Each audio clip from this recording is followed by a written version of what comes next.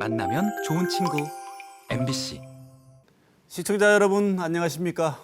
을사년 새해가 밝았습니다. 탄핵 전국에다 제주항공 여객기 참사까지 어수선한 분위기지만 하루빨리 우리 사회의 불안을 떨쳐내고 희망을 찾는 한 해가 되길 기원합니다. 올해 첫 토크호는 유승민 전 국민의힘 의원 모시고 혼란을 거듭하는 탄핵 전국과 보수가 나가야 할 길은 무엇인지 이야기해보는 시간 마련했습니다. 유승민 전 국민의힘 의원 나오셨습니다. 어서 오십시오. 예, 유승민입니다. 네. 예, 오랜만입니다. 네, 오랜만에 뵙습니다. 네.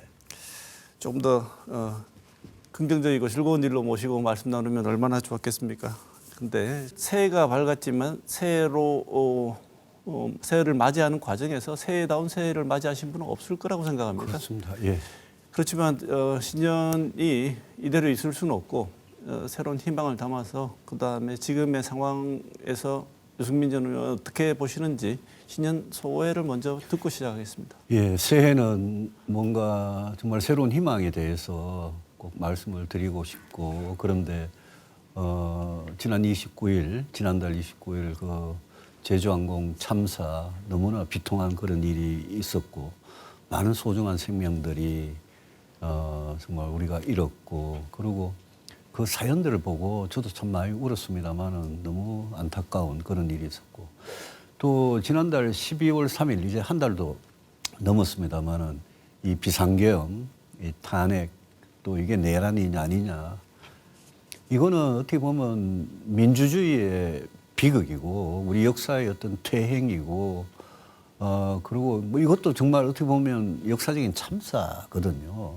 그래서 이런 일이 연거푸 일어나가지고 참 우리 대구 경북의 시청자 여러분들께 정치하는 사람으로서 드릴 말씀 없습니다만, 이럴 때일수록 저는 우리가 정말 같이 나라를 새로 세우고 그러면서 이럴 때일수록 희망을 만들어 가야 되는 거 아니냐. 원래 2025년이 정말 대한민국이 이대로 가면 큰일 난다. 그러니까 뭔가 우리 같이 새로운 희망을, 뭐 희망의 좀 불씨라도, 한 씨앗이라도 찾아야 되는 거 아니냐, 그런 생각으로 왔습니다. 네. 지금 컨트롤 타워가 부재한 상황이다 이런 얘기들을 많이 합니다. 정부와 정치권이 각별히 힘을 모아서 이 국난의 극복에 나서야 될 텐데 정치권에 대해서 지금 어떤 말씀을 대처를 하는 방식을 보면 어떤 말씀을 하시고 싶으신가요? 정말 뭐 여야가 진짜 나라는 생각 안 하고 너무 좀 극단적으로 싸우다가, 저는 민주당이 그동안 지난 총선 이후만 보더라도 국회 뭐 거의 뭐 과반 의석, 압도적인 의석을 가지고 뭐 예산을 깎고 뭐 탄핵을 좀 남발하고요. 그리고 여러 가지 그중에 뭐 옳은 특검법도 있습니다만은 특검법도 남발하고 이러면서 민주당이 굉장히 좀 입법부의 어떤 전횡, 다수의 어떤 폭정 이런 걸 해왔습니다. 그런데 그렇다고 해서 지금 윤석열 대통령이 비상계엄을 하고 군과 경찰을 동원해가지고 이 내란을 이걸 시도를 하고, 그리고 결국 탄핵까지 소추까지 가결이 돼버려가지고 지금 이 모양인데, 저는 이 윤석열 대통령이 지난 3년간 정말 국민들한테 소수 우리 국회를 소수 정당으로서 국민들만 바라보고 나라의 미래만 생각하고 야당하고도 더 적극적으로 대화하고 설득하고 이런 정치를 했으면 이렇게까지 왔을까 싶습니다. 결정적으로 계엄과 탄핵이라는 이런 정치 상황을 만든 거는, 이거는 뭐 1979년 이후에 45년 만에 이루어진 일 아닙니까? 그만큼 역사의 시계가 거꾸로 가버린 건데, 여기에서 어떻게 이걸 우리 정치를 수습을 해나가느냐. 제일 걱정되는 거는 정치 불안이 우리 연말에 주가하고 환율 받지 않습니까? 네. 우리 경제의 어떤 펀더멘탈이라 그럴까요? 우리 경제의 기초가 되는 무슨 성장 잠재력이나 내수, 수출, 소비, 투자, 고용, 거기다가 가계부채, 국가부채, 기업부채 이런 것들이 굉장히 이 시한폭탄이 막 널려 있었는데, 그거를 이 정치 불안이 어떻게 보면 막 도화선이 불을 붙이는 것 같은 이런 상황이거든요. 그래서 저는 제일 걱정이 지금 트럼프 취임하면 주한미군은 어떻게 되고 이 안보는 어떻게 되고 또 경제는 최상목 대행이 제2의 외환위기, IMF 위기 이런 이야기를 하는데 저도 제가 경제를 오랫동안 봐온 사람으로서 걱정해온 사람으로서 그렇지 않아도 경제의 펀더멘탈이 굉장히 약한데 정치 불안이 지금 자칫 제2의 IMF 위기를 불러올까 봐 우리 겪어봤지 않습니까? 네. 97년, 98년, 99년 그때 얼마나 힘들었습니까? 그렇게 될까 봐 저는 경제 안보가 나라의 두 기둥인데 그게 제일 걱정입니다. 네. 지금 방금 최상목 대통령 네. 권한대행 말씀하셨는데 기획재정부 장관 부총리였죠. 예. 근데 대통령, 국무총리, 그다음에 원래 자신이 하고 있던 기재부 장관, 그다음에 중대본 본부장까지 예. 1인 4역을 해야 되는데 그렇습니다. 지금 뭐 어떻게 평가는 어떻게 하시는지요? 최근에 헌법재판관 임명 있지 않습니까? 네. 3명 중에 2명을 임명해서 6인 체제에서 8인 체제로 만든 거 그걸 갖고 뭐 왜 그랬느냐고 나무라는 분들도 계시는데 저는 정말 잘했다고 봅니다. 네. 불가피했다고 봅니다. 왜냐하면요. 6인 체제로 가면서 헌법재판소에서 대통령 탄핵 심판이 어디로 갈지 모르는 굉장히 불확실한 상황을 만들면 아니 대통령은 한 사람의 개인이고 그분이 잘못해가지고 이 사태가 발생을 했는데 문제는 우리 5,120만 우리 국민들 아닙니까? 국민들 먹고 사는 문제, 국민들의 생명을 지키는 안보 문제 이런 게 튼튼해야 되는데 그렇게 되려면 뭐 미국에서, 외국에서, 세계에서 우리를 보는 눈, 또 우리 경제가 전부 다 외국하고 다 연결이 되어 있는 경제 아닙니까?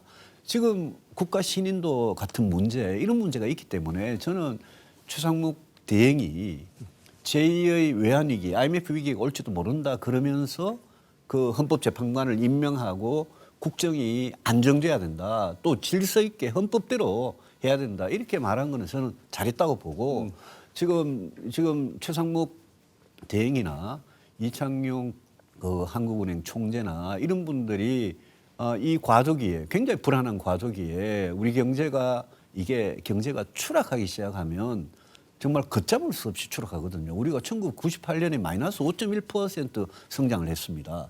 내년에 지금 2.2에서 1.8로 이렇게 하향 전망을 하고 있는데 추락할 때는 얼마나 추락할지를 알 수가 없어요. 그래서 저는 최소한으로 하고 있다. 네. 그리고 국민들께서 오히려 그 권한 대행이 잘하도록 좀 격려를 좀 해주셨으면 좋겠다. 네. 그런 생각입니다.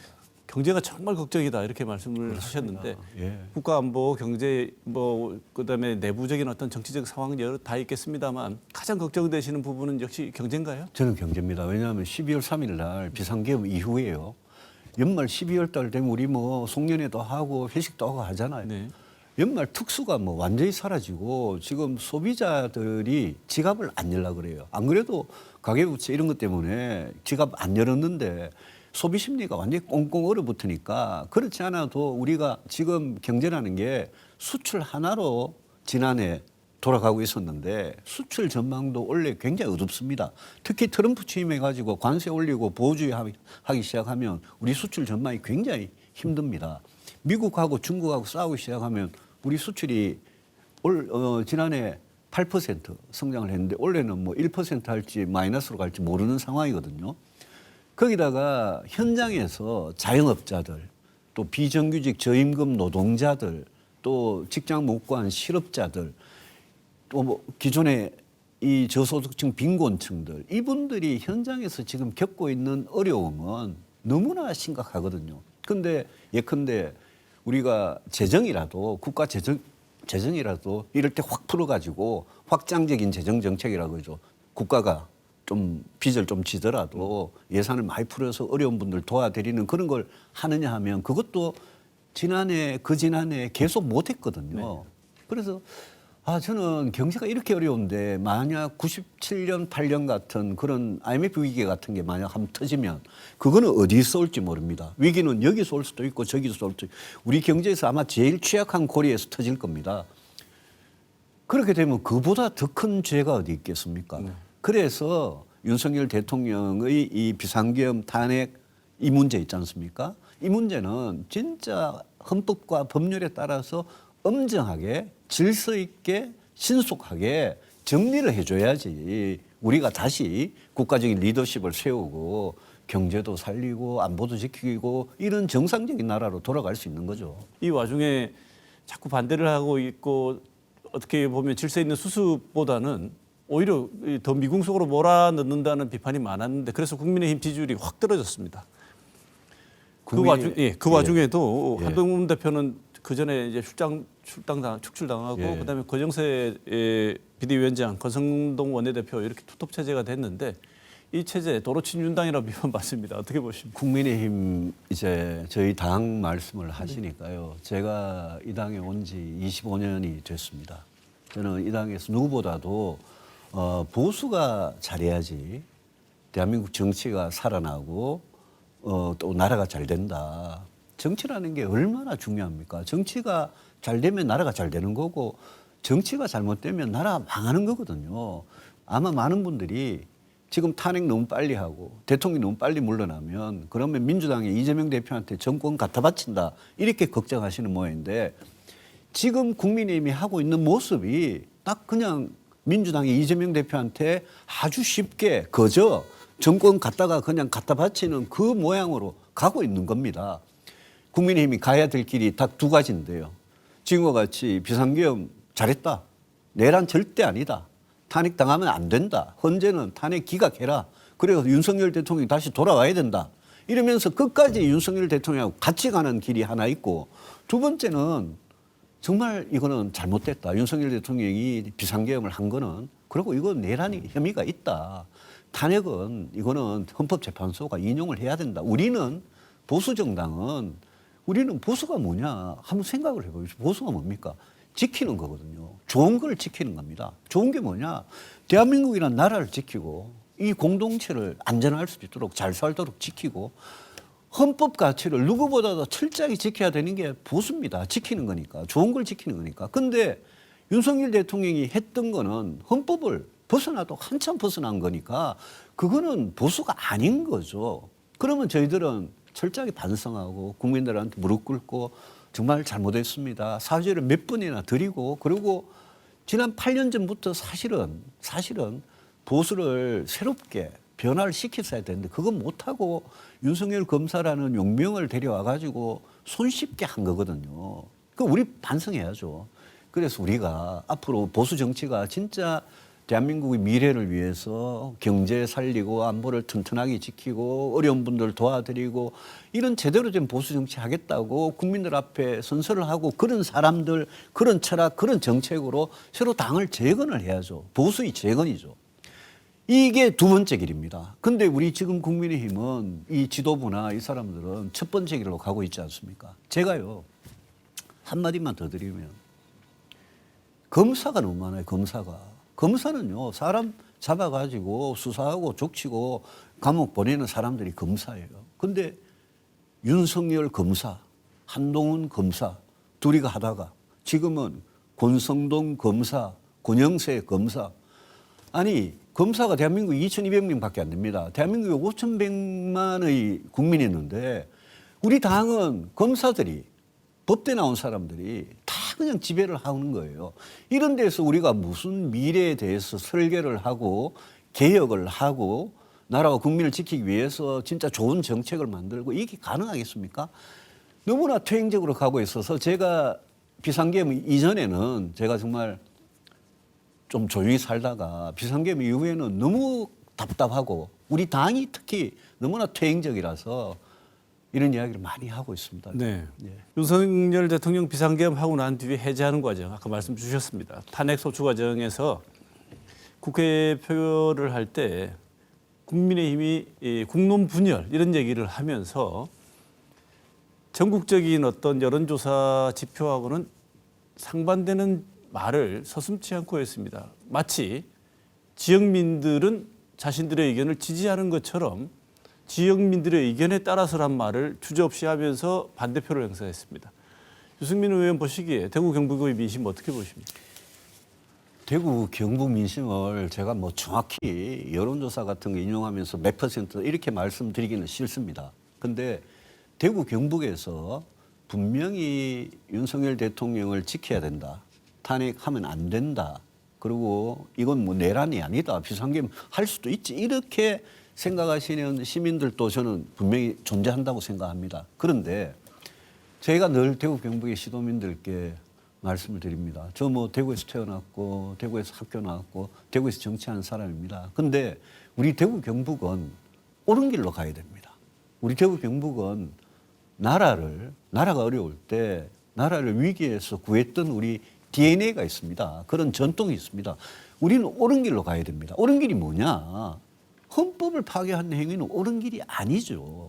그래서 대구 경북 시도민들께서 우리 국민의힘이 의원들이 옳은 길로 갈 수 있도록 오히려 좀 채찍질을 해 주셔야 됩니다. 대구 경북 의원 중에 이번에 그 비상계엄 해제하는데 18명 중에 딱 한 분 계시더라고요. 그러고 거의 대부분이 아마 탄핵에 반대했을 겁니다. 뭐 무기명 투표이긴 하지만 그게 지역민들의 의견을 반영했다고 방금 말씀을 하셨는데 우리 대구 경북에도 옳은 길로 가겠다는 가고 싶어하는 시민들이 분명히 저는 다수 계신다고 생각합니다. 나라가 잘못된 방향으로 가는데 그거 박수치는 대구 시민들이라면 그런 대구 시민들 저는 아니라고 생각하거든요. 네. 그래서 저는 대구 경북의 시도민들께서 우리 제발 우리 보수 정당이 보수 정치가 똑바로 옳은 길을 갈 수 있도록 오히려 채찍질을 해주시고 우리 일부 당원들이나 굉장히 보수적인 분들이 아마 뭐 탄핵에 반대하고 내란 아니다 그러고 지금 막 그러시는 분들이 계시죠, 당연히. 그분들한테 제가 정면으로 말씀을 드리고 싶습니다. 그게 이 나라 대한민국이 가야 되는 길 맞느냐고요. 그래서 그건 아니거든요. 아닌 건 아니라고 그럴 줄 알아야죠. 그래서 저는 대구 경북이 이때 굉장히 좀 갈 길을 잘 선택을 하셔야 된다. 우리 갈 길 잘못 선택하면 어떻게 되느냐. 대한민국 전체에서 대구 경북이 이상한 사람, 이상한 지역이 될 수도 있거든요. 네. 왜 우리가 그렇게 가야 합니까? 말씀하신 대로 많은 비난을 전국적으로 많은 비난을 듣고 있습니다. 극우당, 영남당, 내란 정당 이런 얘기 뭐 많이 들었고 거기에 대한 부담감 여전히 본인들도 있을 거라고 생각합니다. 국민의힘 내부에 지금 지도부도 있을 거라고 생각하고 고민을 할 거라고 생각하는데 제일 중요한 건 이거다. 만약에 보수 재건을 하고 싶으면 다른 거 다 접어두고 지금 순간에는 이것이 제일 중요하다. 말씀하시고 싶은 부분이 어딜까요? 제가 오랫동안 개혁 보수라는 걸 주장해왔습니다. 우리가 부자 편들고 재벌들 편들고 기득권 편들고 늙고 그런 이미지의 보수, 옛날 보수. 그다음에 옛날에 군사 독재 시절에 그 전통을 잊지 못하는 그런 보수. 그 보수는 새로운 시대에 정말 맞지 않다. 그래서 제가 이야기하는 개혁 보수라는 거는 보수도 정의로울 수 있다. 보수도 어려운 분들을 위해서 따뜻한 공동체를 만드는데 열심히 노력할 수 있다. 그런 보수이거든요. 그래서 저는 보수 정치가 제가 오랫동안 주장해온 개혁 보수의 길로 재건을 그 철학과 정책과 우리 자세와 이런 거를 바꾸지 않으면 굉장히 힘든다고 생각하는 게요. 아까 영남당, 극우당 이렇게 이야기하셨는데 정말 그렇게 되거든요. 이번이 8년 전에 비해서요. 탄핵에 반대하고 또 국민의힘 지지도가 떨어지는 게 덜해요. 근데 그걸 보고 우리가 그것만 믿고 이번에는 지지도가 별로 안 떨어지네. 탄핵에 반대하는 분들도 제법 되네. 이러면서 만약 그 길로 가면요. 그러면 아마 보수는 앞으로 대선이고 총선이고 지방선거고 판판이 지는 겁니다. 저는 대구 경북이 나라 전체를 다시 세우고 나라 전체의 미래를 위해서 제일 앞에 서기를 원하는 사람이지 대구 경북이 쪼그라들어 가지고 다른 지방에 뭐 수도권이나 호남이나 강원이나 다른 지방의 사람들한테 손가락질 받고 시대착오적이라 그러고 저는 제 고향에 이 정치가 그렇게 손가락질 받는 거 저는 정말 싫습니다. 왜 그렇게 가야 됩니까? 그래서 좀 우리한테 옛날에 경제 발전을 이루고 민주주의를 했던 그 우리 역사와 전통이 대구 경북에 있거든요. 그런 걸 좀 다시 부활하는 그런 보수가 됐으면 좋겠습니다. 네. 지금까지 드러난 일만 가지고 판단한다 그러면 상당히 탄핵 시기에 빨리 갈 가능성이 있다고 보시죠? 그 헌법재판소에 맡겨놔야 되고 제가 얼마 전에 이재명 대표한테 제발 좀 깝치지 마라. 그 말씀을 드렸어요. 네. 이재명 대표는 자기 사법 리스크가 있는 사람 아닙니까? 네. 이재명 대표를 제가 보면요. 사법 리스크가 있을 뿐 아니라 이 사람의 경제나 안보에 대한 생각이 저런 사람이 대통령이 되면 경제나 안보가 어떻게 될까 저 걱정되는 부분이 굉장히 많습니다. 저희 국민의힘은 이재명 대표가 후보로 나올 수도 있다고 생각하고 정면으로 승부를 해야 되고 그 대신에 이재명 대표나 민주당이야 지금 이재명 대표가 거의 뭐 독재를 하고 있는 당이니까 민주당이나 이재명 대표가 자기들의 재판은 온갖 꼼수를 동원해가지고 법기술을 동원해가지고 늦추면서 탄핵에 대해서 헌법재판관들한테 빨리빨리 해라라고 하는 거는 이거는 맞지 않다. 그래서 헌법재판소나 법원이나 다 거기가 하는 거는 정치하는 사람들이 함부로 이래라 저래라 해서는 안 된다고 생각합니다. 네. 지금 국민의힘 내부의 이념적 위치 혹은 각자 지도층의 지도적인 어떤 위치에 있던 많은 중진 의원들을 비롯해서 많은 사람들이 어떤 생각을 내면적으로 가지고 있었는지 혹은 정치적 지향점이 어딘지를 잘 드러낸 것이 이번 대통령 참 안타까운 항상 사상 초유의 일들이 요즘 다 벌어지고 있습니다만 대통령을 체포하러 왔어요. 이 과정에서 저는 그 과정에서 많은 것들이 보여졌다고 생각합니다. 정말 많은 국민들이 마음속으로 얼마나 참담하셨겠나 이런 생각이 드는데 유 의원께서 이번 체포 과정 어떻게 보셨습니까? 현직 대통령을 체포하는 첫 사례고 한 번도 겪어보지 못한 겁니다. 그러니까 뭐 법도 이렇게 구석이 많고 절차도 우리가 한 번도 해본 적이 없어서 그런데요.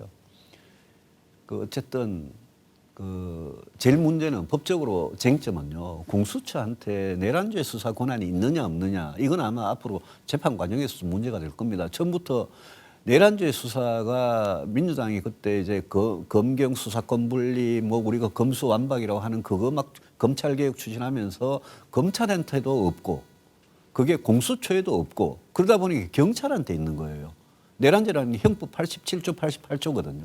그게 경찰한테 수사권이 있기 때문에 공수처가 영장을 청구하고 서울의 서부지법이 그거를 이제 발부를 했는데 저는 법적인 것만 따지기에는 이 문제가 너무나 심각한 문제다. 그리고 12월 3일 밤에 저도 밤을 꼴딱 새웠습니다만은 우리 많은 국민들이 특히 우리 약간 나이가 있는 사람들은 1979년 11.6, 12.12 그 다음에 서울의 봄 이걸 다 우리가 겪었지 않습니까? 저는 그때 수도 경비사령부에서 1등병으로서 12.12, 11.6을 직접 제가 겪었던 사람이 군인 하면서 근데 그걸 겪은 사람들은 진짜 트라우마가 있거든요. 네.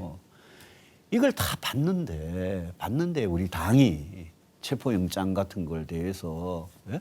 그렇게 저는 정말 이런 문제는 헌법대로 법대로 하자. 그리고 우리가 헌법 11조에 모든 국민은 법 앞에 평등하다 그러는데 윤석열 대통령도 법 앞에 당연히 평등해야 되고 김건희 여사도 법 앞에 평등해야죠. 직접 썼다고 한 그 서신이 12대에 전달됐는데 당도 버리고 국가 시스템도 다 져버리고 일부 자신만을 지지하는 세력에게 호소하는 듯한 그 편지를 낭독하는 그 시위 현장에 제가 주목하는 것은 국민의힘 의원들이 가서 지지 연설을 했다는 점입니다. 이 점은 굉장히 앞으로 국민의힘의 입장을 정리를 할 때 꼭 짚어야 되는 지점이 아닐까 싶은데 짧게 이 지점에 대해서도 말씀 잠깐 주세요. 교수님 말씀에 뭐 전적으로 동의합니다. 저는 이번 사태를 겪으면서 이 문제, 이 사태에 대한 자신의 분명한 입장, 철학, 헌법 준수에 대한 생각 여기에 대해서 국회의원 한 사람 한 사람 정치하는 모든 사람들은 앞으로 아마 역사에 책임을 져야 될 겁니다. 이걸 잘못됐다고 뭐 생각은 자유롭게 할 수 있습니다. 다만 나중에 시간이 드러나면 점점 더 모든 게 증명이 될 거고 그러면서 저같이 이거는 반헌법적이다. 이거는 내란이다. 이건 탄핵할 수밖에 없다. 우리는 다시 보수를 재건해야 한다라고 생각하는 사람이 있는 반면에 지금 국민의힘이 말씀하신 대로 그 탄핵 반대 집회에 가가지고 절을 하고 예, 그 사람들을 부추기고 거기다가 윤석열 대통령 본인이 지금 아무런 반성도 안 하고 이제는 국민도 떠나고 국민힘도 떠나가지고 당도 떠나가지고 그 태극기 시위대 우리 아스팔트 우파라는 그 일부한테 자기를 막아달라고 이러고 있지 않습니까? 그거는 그건 정말 정상이 아닌 거죠. 그건 대통령으로서 정말 채통, 품위, 품격 뭐 이런 거 다 버리고 지금 저러는 거거든요. 저는 윤석열 대통령이 대통령으로서 마지막 해야 되는 게 있다면 대한민국 대통령이 5,100만 국민을 대표하는 사람입니다. 국가 지도자인 사람입니다. 마지막 그 품격은 꼭 좀 지켜달라 그 주문을 하고 싶어요. 네. 여러 가지 상황에서 제가 참 질문 드리는 게 저는 조심스러울 수밖에 없습니다. 왜냐하면 지금 한가하게 지금 빨리 다가올지도 모르는 대선 얘기할 텐가 이런 생각은 저도 있습니다. 그렇지만 많은 분들이 사실 궁금해하고 하는 내용이기도 하고 여기에 대한 입장이 지금 현 시국을 대하는 어떻게 보면 정치적인 입장과 자세에도 영향을 미치고 있기 때문에 질문을 드릴 수밖에 없는데 헌재에다 요구하고 바라보는 시선과 각종 이런 특검법을 통과시키고 막으려고 하는 이런 여러 가지 작동 기제안에는 말은 안 하지만 모든 정치권의 사실 맨 마지막에 전제되어 있는 내용은 대선이 어떻게 될 것인가, 다음 대선이 깔려 있다고 볼 수밖에 없습니다. 중요한 문제죠. 그런 측면에서 봤을 때 유승민 의원께서 이재명 체제, 이재명 포비아를 극복해야 된다. 왜 그거를 이렇게 두려워하느냐 이렇게 버려야 한다고 말씀을 하셨는데 그 점과 관련해서 하시고 싶은 말씀이 무엇인지 그 정확한 내용이 그다음에 왜 지금도 민주당은 이재명의 일극 체제가 저렇게 강고하게 유지될 수 있는가? 이재명 대표라는 분이 성남시장, 경기도지사, 그리고 대통령 후보까지 지난 대선에서 그렇게 하면서 이제 김대중, 노무현, 문재인으로 내려오던 그 민주당 안에서는 굉장히 아웃사이더였습니다. 그분은. 근데 정말 그분이 잡초 같은 그런 생명력을 가지고 민주당을 완전히 100% 장악하는 데는 성공을 했어요. 그것까지는. 지난 총선 때 봤지 않습니까? 뭐 비명 다 날리고. 근데 당을 자기가 독점적으로 장악하는 데는 성공을 했을지 몰라도 국민들, 다수 국민들의 눈에 비친 이재명 대표의 정치는 그분이 뭐 수많은 사법 리스크로 지금 재판을 받고 있는 그거는 뭐 도덕성이나 기본적인 자격에 관한 문제고 저는 그분이 기본사회, 기본소득 이러면서 경제정책도 우리가 포퓰리스트라고 그러는데 아주 저는 악랄한 포퓰리스트라고 생각을 합니다. 그리고 안보에 대해서는요. 미국이나 중국에 대해서 이재명 대표가 그동안 했던 말을 한번 쭉 보십시오. 최근에 와서는 마치 한미동맹이 중요하다 이런 식으로 이야기하는데 그분 걸핏하면 한미동맹을 훼손하고 북한에 대해서 굉장히 유화적인 그런 발언을 많이 했습니다. 북한 핵 문제에 대해서 제대로 심각하게 고민해 본 적도 없고 그래서 제가 다수의 상식적인 국민들 앞에 만약 우리 국민의힘이 조기 대선이 이제 있다 칩시다. 그러면 저쪽에 이재명 후보가 나오면 우리 후보가 누구냐 굉장히 중요하거든요. 우리 후보가요. 지금 국민의힘이 가고 있는 이 방향 있지 않습니까? 제가 모두에 말씀드렸지만 탄핵에 반대하고 내란 아니다고 우기고 내란을 옹호하고 그러면서 비상계엄도 그거 잘했다고 그러고 우리 당이 그렇게 가면요. 저는 제가 절대 정치인으로서 존중할 수 없는 이재명 대표한테 정권 그냥 갖다 바치는 겁니다. 우리는 또 이재명 정권 5년을 보내야 되고 아마 안보 경제에서 수많은 안 좋은 위험들이 나타날 겁니다. 그래서 제가 대구 경북의 시도민들 여기에 정치하시는 분들한테 그 길로 가면 여러분이 제일 싫어하는 이재명한테 갖다 헌납하는 그걸 그 길로 가면 그거 하는데 왜 그 길로 가려고 그러느냐. 우리는 윤석열 대통령이 잘못하고 절연을 하고 윤석열 대통령이 탄핵을 당했지 우리 보수 정치, 우리 보수 유권자들이 전부 탄핵을 당했느냐? 아니지 않느냐. 우리는 더 보수의 영토를 넓히면서 우리가 더 저쪽보다 더 깨끗하고 더 유능하고 더 정의로운 그런 세력으로 우리가 재탄생을 하면 그러면 저는 충분히 해볼 만하다라고 생각을 하거든요. 네. 그래서 저희 이런 얘기가 좀 대구 경북에도 좀 저는 맥혔으면 좋겠어요. 네.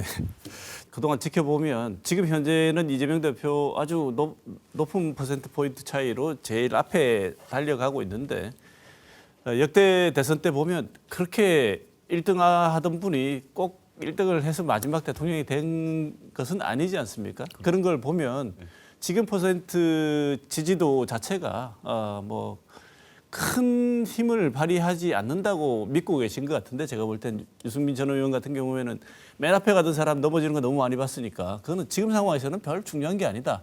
충분히 해볼 만하다 이렇게 생각하시는 것 같은데. 예, 맞습니다. 근데 저는 이재명 대표가 뭐 무슨 선거법 재판으로 빨리 해가지고 사라지고 상대방이 넘어지길 기다리지 말자. 우리가 잘하자. 우리가 잘하면 해볼 만하다라는 말씀을 드리는 거고, 제가 25년 전에 이회창 총재 계실 때, 그때 야당이었을 때 제가 정치를 시작을 했습니다. 근데 그 이후에 제가 야당을 오래 해보고 여당도 해보고 다시 이제 뭐 그래 왔다 갔다 이 여야를 다 겪어봤는데, 지금 우리 모습, 지금 보수 정치, 국민의힘이라는 보수 정당의 모습이 25년 전, 뭐 10년 전에 비해서 더 나아진 게 없습니다.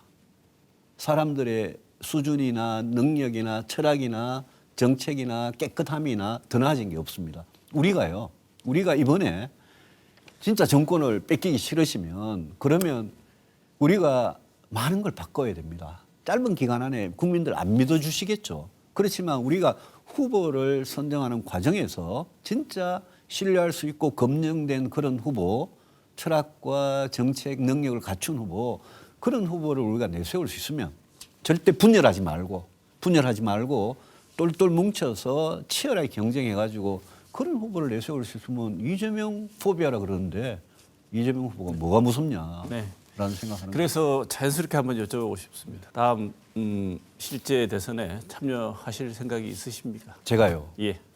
제가 그 답변을 바로 못 드려서 죄송한데요. 왜 그러냐면요, 저는 당이 지금 이 모습으로 가면 해보나 마나 필패다라고 생각하거든요. 많은 국민들 그렇게 생각하실 겁니다. 지금 우리 정당 지지도가 뭐 20%다, 25% 이러는데 이대로 가면 막판에 가면 뭐 비슷할 거야. 막판에 가면 어차피 박빙의 승부야 이러죠. 천만의 말씀입니다. 막판에 박빙의 승부 아닌 적도 많았습니다. 이명박 대통령 우리가 정권 그때 받아올 때, 뺏어올 때요. 2007년 선거죠. 대선이죠. 그때는 저쪽에서 포기해버렸잖아요. 그런 선거도 있거든요. 지금이 우리가 이 당의 이 모습으로 가면 안 되니까 저 같은 사람이 할 일이 뭐겠습니까? 저는 이 당을 바꾸는 게 제가 지금 할 일이고요. 이 당을 바꾸어서 당이 잘못된 길 아니라 옳은 길로 만약 가기로 우리가 마음을 뭉친다면 그때 가서 제가 대선에 관한 이야기를 드릴 수 있는 거거든요. 네. 홍준표 시장님 같은 분은 뭐 벌써 뭐 탄핵에는 반대하시는 분이 왜 조기 대선을 생각하시는지 뭐 벌써 그러시던데, 저는 그거는 정치하는 사람 도리가 아니라고 생각합니다. 네. 당이 모양인데 혼자 후보가 되면 뭘 합니까? 여전히 당이 국민의힘이 이 모습으로 있으면 다른 간판으로 생각이 있으십니까? 아닙니다. 그거는 아니시고요. 저는 어쨌든 국민의힘은 대한민국의 유일하게 보수를 대표하는 정당이거든요. 네. 지난 8년 전에 제가 바른정당을 3년 해서 느낀 게 있습니다. 대선 때 우리 뭉쳐야 된다. 뭉쳐서 진짜 공정하고 치열하게 경쟁해서 가장 좋은 후보를 세워야 그런 후보가 보수 정치도 바꾸어가면서 할 수 있다 생각하기 때문에 저는 분열은 생각하지 않고 있습니다.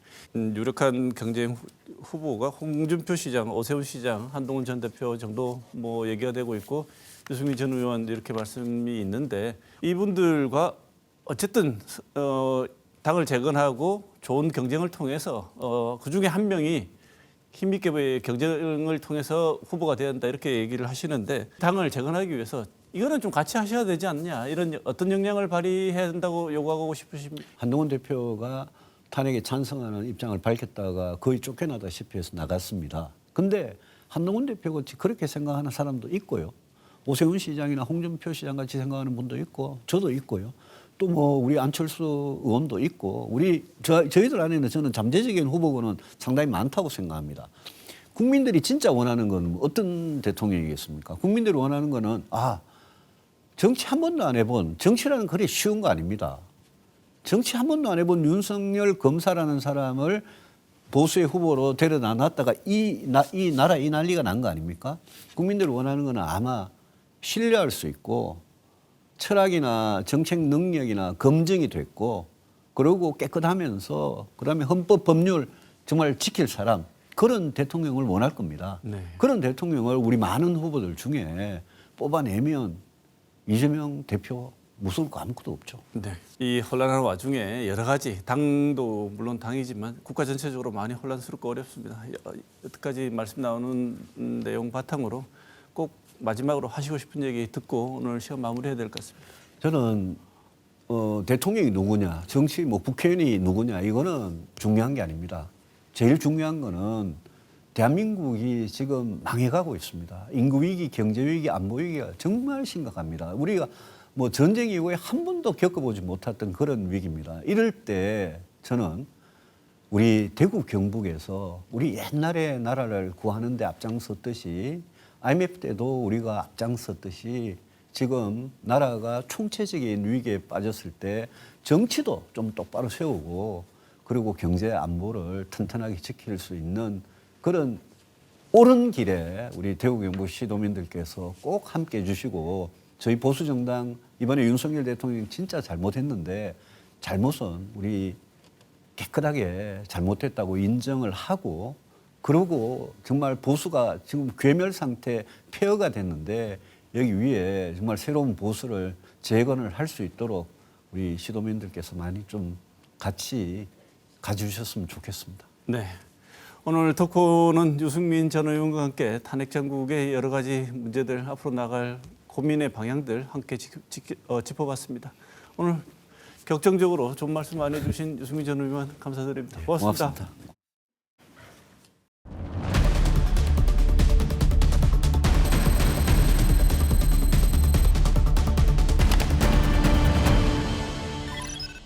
새해 첫 주의 뉴스원입니다. 김은혜 기자 나와 있습니다. 어서 오십시오. 안녕하십니까. 네, 다룰 뉴스는 얼마나 많습니까만 그중에서 이번 주 첫 뉴스는 또 뭔가요? 네, 올해 이번 주는 오히려 다룰 뉴스가 이 뉴스들밖에 없었던 것 같습니다. 일단 첫 소식은요. 일주일 전이죠. 무안공항에서 제주항공 여객기 참사가 발생을 했습니다. 국내에서 발생한 항공기 사고 중 가장 피해가 컸습니다. 이 사고 당시를 인근 주민들이 촬영을 했고요. 이 사고가 알려진 직후에 언론의 속보와 함께 전해지면서 충격과 슬픔을 더하였지만요.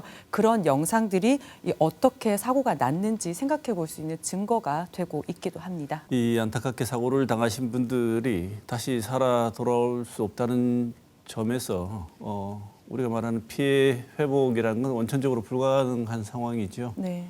그런 점이 제일 가슴 아픈 지점인데 그래도 우리가 지금 해야 할 일은 앞으로 이런 사고를 미연에 막기 위해서 왜 이런 일이 벌어졌는가 정확하게 살펴보는 거 중요하지 않습니까? 그렇습니다. 이 사고 이후에는요 피해자들의 시신 수습과 이 신원 확인이 가장 중요했습니다. 그리고 말씀하신 대로 그 이후에는 그만큼 사고가 왜 일어났냐에 초점이 쏠릴 수밖에 없었습니다. 지난 일주일 동안 보도들이 많았는데요.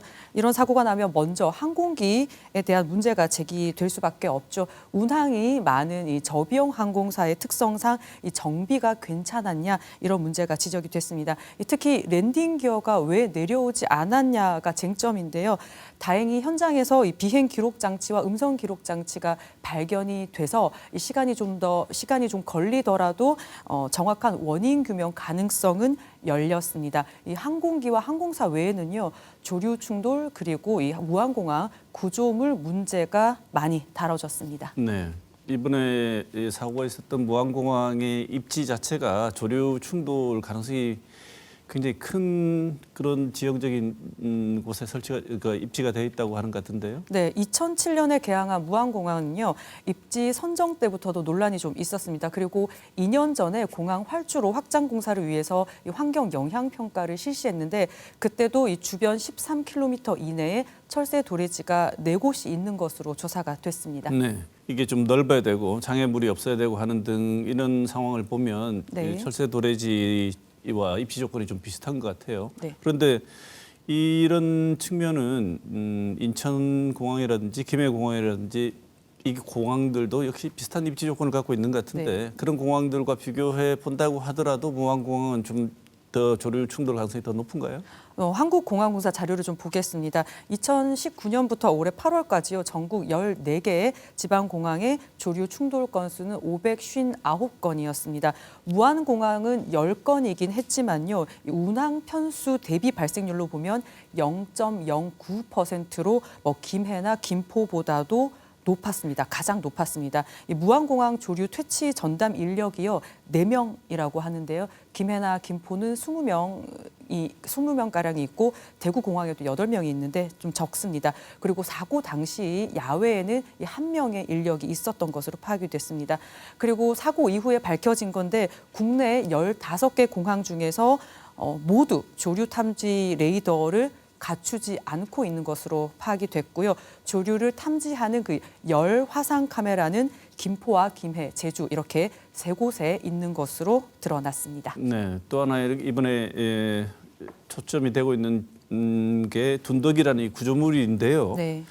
여러 가지 영상을 보거나 하면 이것만 없었으면 저렇게까지 피해가 컸겠냐 이런 생각이 자꾸 드는데 이 둔덕이라는 것을 살펴보면 볼수록 필요가 없었던 구조물인 것 같고 더 나아가서는 없었어야만 했던 구조물이다 이렇게 되는 것 같은데 맞습니까?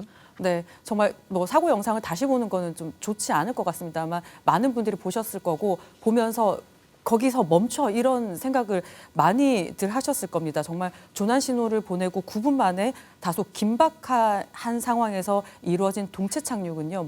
일반인이나 전문가가 보더라도 안정적이었다는 평가가 많았는데요. 이 속도를 줄이지 못하고 활주로를 미끄러진 여객기가 이 둔덕에 부딪히면서 폭발을 했기 때문에 사회자 말씀하신 대로 이 둔덕만 없었다면 정말 이 정도로 피해가 컸지는 않았을 거다. 이런 지적이 나오고 있습니다. 이 문제의 둔덕이요. 얼핏 보면 그냥 흙더미 같은데요. 그 위에 이 콘크리트 상판이 있고 거기에 이제 항공기의 활주로 진입을 돕는 안테나 역할을 하는 이 로컬라이저가 설치돼 있는데요. 사고 이후에 여러 언론들의 보도 취재를 통해서 이 흙 안에도요. 이 콘크리트 기둥이 19개가 박혀 있고 그 겉을 흙이 덮은 것으로 흙을 덮어놓은 것으로 확인이 됐습니다. 국제 민간 항공기구 매뉴얼은요. 공항 활주로 인근에 설치된 구조물은 부서지기 쉽게 설계되어야 하며 특히 안테나는 경량 구조물이어야 한다고 강조하고 있는 점이 문제로 지적되고 있습니다. 네. 지금 이 방위각 시설이 처음에 규정이 맞는지 아니면 규정을 어긴 건지에 대해서 여러 가지 얘기가 있었는데 네. 국토부가 사고 초기하고 지금하고 입장이 살짝 바뀌고 있는 것 같은데요. 네, 국토부 해명이 갈짓자로 왔다 갔다 하고 있는 모양새입니다. 사고 발생 초기에는요, 이 둔덕은 종단 안전구역이 아니기 때문에 규정을 어기지 않았다, 여기 해당 안 된다라고 국토부가 얘기를 했는데 무안공항 활주로가 이 정밀 활주로이기 때문에 무안공항 방위각 시설 또한 이 종단구역으로 해야 한다라는 고시가 알려진 이후에는 규정을 좀 살펴보겠다 이렇게 해명을 했고요. 이후에는 이 부서지기 쉽게라는 대상은 로컬라이저만 대상이 된다. 이런 해명을 내놓기도 했습니다. 그러면서도 규정은 아직까지는 어긴 게 없다라는 입장을 고수하고는 있지만요. 전국의 항행 안전시설의 점검에 나섰습니다. 이 전문가들은 현재 여수, 광주 그리고 포항, 경주 공항에도 이런 구조물이 돼 있고 위험성을 인지한 만큼요. 바꾸는 게 필요하다고 말하고 있습니다. 항공기 원인은 일단 기다려 보더라도요. 조류나 방위각 시설 문제에 대한 위험성은 인지가 됐잖아요. 소잃고 외양간 고치는 격이겠습니다만 좀 앞으로 이런 일이 되풀이되지 않도록 개선해야 할 것 같습니다. 네. 다시 한번 이번 사고 희생자분들의 명복을 빌고 유가족들께도 위로와 애도의 마음을 한 번 더 전하고 싶습니다. 네, 다음 소식 전해주시죠. 네, 최상목 대통령 권한대행이 헌법재판관 2명을 임명하면서 헌법재판소는 8인 체제가 됐는데요. 앞으로 탄핵 심판 속도에 관심이 쏠리고 있습니다. 네, 원래 애초에 국회 추천은 3인인데 임명은 2명만 한 거지요? 네, 민주당 추천이 정계선, 마은혁, 그리고 국민의힘 추천이 조한창 후보자였는데요. 이 정계선, 조한창 후보자는 임명을 했고 마 후보자는 추후에 여야가 합의를 하면 임명을 하겠다 이렇게 했습니다. 최 권한대행은 하루라도 빨리 정치적 불확실성과 사회의 갈등을 종식시켜서 이 경제와 민생 위기 가능성 차단이 필요하다는 이 절박함에서 이런 판단을 했다고 얘기를 했는데요. 다만 이 내란과 김 여사 이 쌍특검법은 거부를 했습니다. 네, 여야의 한쪽 양쪽이 다 불만이 있으니까 반발하지 않도록 절묘한 수를 선택을 했나 고육지책인가 이런 생각도 드는데 그 결과로 내놓은 거에 대해서도 또 양쪽이 다 반발하는 것 같아요. 그렇습니다. 국민의힘은요, 야당의 겁박에 굴복했다. 또 평가가 뒤따를 것이라면서 유감을 나타냈고요. 국무회의에서 이 국무위원들, 장관들은 논의를 하지 않았다면서 고성이 오갔다 이런 보도들도 있었고요. 이 대통령실은 이 수석 비서관 전원이 사의를 표명하기도 했습니다. 민주당은요, 국회 추천 후보자를 가려서 임명하는 것은 있을 수 없다면서 이 삼권 분립에 대한 몰이해이자 위헌적 발상이라고 비판을 했습니다. 하지만 어쨌든 헌법재판소가 8인 체제가 되면서 이 의결 정족수 논란을 해소시킨 만큼 권한쟁의 청구나 최대행 탄핵은 실행하지 않는 모습입니다. 다음 관심은 뭐냐면 박근혜 전 대통령 탄핵 때 진행됐던 속도와 비교해서 윤석열 대통령 탄핵이 어느 정도 속도로 진행될 것인가 이거 역시 관심 아니겠습니까? 네, 수사만큼이나 관심사인데요. 이 재판부가 최장 180일인 심리 기간을 꽉 채울 것이라는 관측이 그리 많지는 않습니다. 일단 8명 중에 2명의 헌법재판관의 임기가 4월 18일에 끝나거든요. 그래서 이 이전에는 결론을 낼 것이다 이런 관측이 많은데 이 100일 이내가 될 가능성이 높습니다. 역대 지금 가장 많은 탄핵 심판을 가지고 있지만요. 대통령 탄핵 사건을 최우선으로 진행한다는 뜻을 헌법재판소가 밝히기도 했습니다. 여론도 비슷합니다. MBC가 이 새해를 맞아서 실시한 여론조사에서요. 지난 2017년에 석 달 정도 걸린 박근혜 대통령 탄핵 소추안과 비교를 했을 때 그때보다 빨리 결정해야 한다는 응답이 74%로요. 그때보다 이 많은 시간을 갖고 결정해야 한다는 응답 23%보다 3배 이상 높았습니다. 대구 경북에서도요. 58%가 그때보다 빨리 결정해야 한다고 답해서 그때보다 더 많은 시간을 갖고 결정해야 한다는 응답 40%보다 많았습니다. 네. 또 새해가 되면 해마다 여러 언론사들이 경쟁적으로 여러 가지 여론조사를 하고 그걸 네. 발표하지 않습니까? 네네. 다른 조사 결과도 소개를 좀 해주시죠. 네, 중앙일보 여론조사를 좀 먼저 보면요. 중앙일보 여론조사에서 윤석열 대통령에 대해 헌정질서 파괴에 대한 책임을 물어 탄핵해야 한다는 응답은 67%로 이 비상계엄은 일종의 통치 행위로 탄핵해서는 안 된다.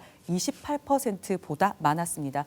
더불어민주당이나 진보 성향 응답자는 절대 다수, 그리고 지지 정당이 없거나 중도층이라고 답한 응답자도 탄핵 찬성 여론이 높았습니다.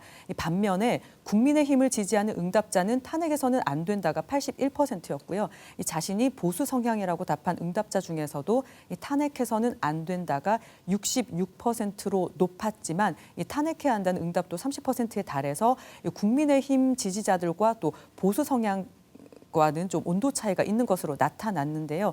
이 계엄과 탄핵 자체에 대한 평가보다는 정파적인 양극화 현상이 조사 결과에 반영된 모습이라는 분석이 있었습니다. 그리고 동아일보 조사에서는요. 헌법재판소의 판단과 관계없이 윤석열 대통령이 하야해야 한다고 생각하는 비율이 70.8%로 나타났습니다.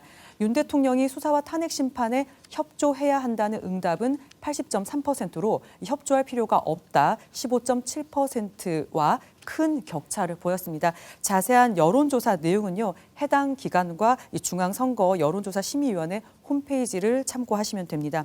여론은 이런데요. 윤석열 대통령은 이 민심이 아닌 이 극우 지지층만을 보고 있는 것 같습니다. 탄핵을 하든 수사를 하든 당당하게 맞설 것이라고 지난날 12일에 담화에서 한 말 그대로 정말 맞서고 있는데요. 이런 모습이 윤석열 대통령이 그렇게 강조한 공정과 상식 그리고 법치에 맞는 모습인지 정말 되묻지 않을 수 없는 상황 같습니다. 네.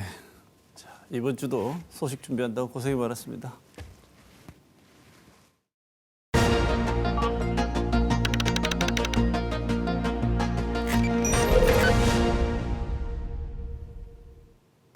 을사년 새해가 밝았습니다. 정치적 불안으로 힘든 와중에 제주항공 항공기 참사가 더해져 우리 국민의 마음은 어두운 밤길을 헤매고 있습니다. 대통령의 비상계엄으로 대한민국은 그야말로 쑥대밭이 되었습니다. 이런 상황의 수습에 온 힘을 기울여야 할 정부와 여당은 전국의 불안정성을 해소하는 방향으로 힘을 모으기는커녕 해결을 위한 최소한의 장치로 보이는 헌법재판관의 임명을 거부하는 행보를 보였습니다. 여당인 국민의힘을 해체하자는 말이 나올 만큼 이런 대응은 보수를 괴멸 상태로 몰아가고 있습니다. 자신들이 배출한 대통령에 의해 저질러진 일이 민주주의 위기를 불러왔다고 해도 보수 여당이 그와 함께 침울한다는 것은 우리나라의 장래에 더 치명적인 문제로 다가올 것입니다. 오죽하면 가장 보수적인 조선일보에서도 국민의힘은 불행히도 좀비처럼 보인다. 할 말은 아니지만 다른 말이 떠오르지 않는다고 말하고 있습니다. 그럼에도 국민의힘 내부는 다른 방향으로 나아갈 가능성이 아주 적어 보입니다. 위기는 늘 있을 수 있지만 그 극복의 가능성은 대처하는 방법을 보면 짐작해 볼 수 있습니다. 위기의 극복을 위해서는 우선 현재 상황과 문제에 대한 정확한 인식을 바탕으로 가능한 해결책과 그 방법들의 우선순위를 고민해야 합니다. 그런데 지금 국민의힘은 위기 극복의 첫 단추부터 잘못 끼우고 있는 것 같습니다.